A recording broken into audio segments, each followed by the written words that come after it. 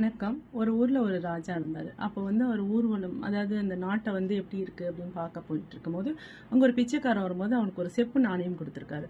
அவன் உடனே அத தூக்கி போட்டிருக்காரு. அத பிடிக்கும்போது அங்க பக்கத்துல இருந்த ஒரு சாக்கடையில விழுந்துருச்சு. திருப்பியும் அத எடுக்காதன்னு உனக்கு வெள்ளி நாணயமே குடுக்குறேன் அப்படின்னு சொன்னாரு. அத வாங்கி வச்சுக்கிட்டு திருப்பியும் போய் அந்த சாக்கடையில விழுந்த காயின எடுக்க போயிருக்கான். அத எடுக்காத, உனக்கு என்ன வேணும், நான் உனக்கு தங்க நாணயமே தரேன் அப்படின்னு குடுத்துருக்கான். அதையும் வாங்கி வச்சுட்டு திருப்பியும் அந்த சாக்கடையிலேயே போய் எடுத்திருக்கான். அதுக்கப்புறம் ஒரு மூட்டையே எடுத்து இறங்கி வந்து அப்படியே தங்க நாணயத்தெல்லாம் கொடுத்துருக்காரு.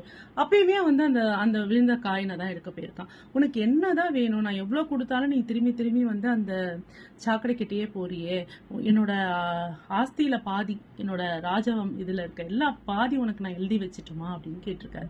அப்ப வந்து அவன் கேட்டிருக்கான், அந்த சாக்கடை வர பகுதியா எனக்கு தர முடியுமா ராஜா அப்படின்னு. சில பேரெல்லாம் திருத்தவே முடியாதுன்றதுதான். நம்ம என்னதான் பண்ணாலும் என்னதான் அவங்களுக்கு இப்படிதான். நல்லா இருக்கா?